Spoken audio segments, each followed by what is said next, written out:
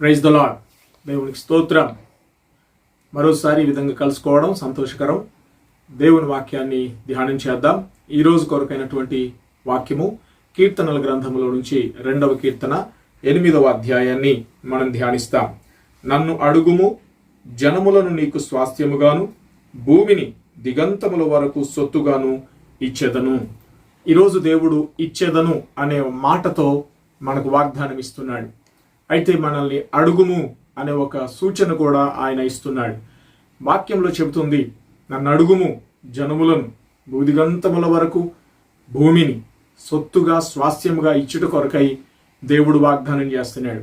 గమనించాలి, దీంట్లో ఉన్న భావం ఏంటంటే, అడిగినట్లయితే జనములను, ఎంతో మందిని, వేల లక్షల మంది జనములను, అలాగే భూమిని సముద్ర తరంగముల వరకు, అనగా భూమి యొక్క అంతం వరకు కూడా మనకు స్వాస్థ్యంగా ఇస్తాను అన్న మాటలోని భావం ఏంటంటే, ఏదైనా ఇస్తాను అని, భూమిని దిగాంతాల వరకు కూడా ఇస్తాను అన్నాడంటే ఇక ఇవ్వకుండా ఏమీ మిగిలి ఉండదు అని, సమస్తాన్ని నేను ఇస్తాను అని దేవుడు వాగ్దానం చేస్తున్నాడు.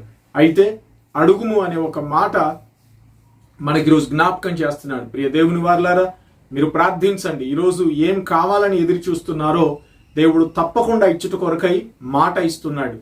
అడుగుము అనే మాటలో ఆయన ఇస్తాడు అనే విశ్వాసం మనం కనపరచుదాం.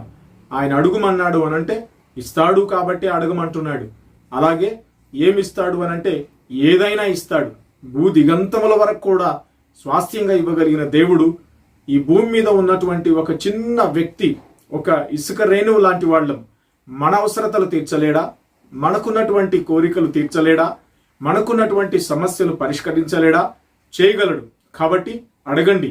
ఈరోజు ఒక నూతనమైనటువంటి క్రియ నీ జీవితంలో ప్రభువు చేయబోతున్నాడు. ధైర్యంతో, విశ్వాసంతో ఆయన అడగండి. ఆయన మీకు ఇచ్చుట కొరకై వాగ్దానం చేస్తున్నాడు. ఈరోజు ఏదో ఒక గొప్ప మేలును పొందుకొని దేవుని స్తుతించుదురుగాక. ఆమేన్. పరమ తండ్రి, నీకు వందనాలు.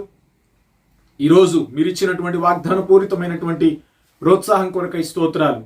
భూమిని దిగంతాల వారికి ఇవ్వగలిగిన దేవుడు, సమస్తాన్ని కూడా మా కోసం ఇస్తావు.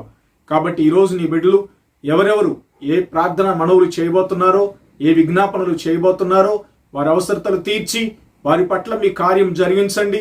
మిమ్మల్ని స్తుతించుటకు గొప్ప కార్యమును మీరు జరిగించండి.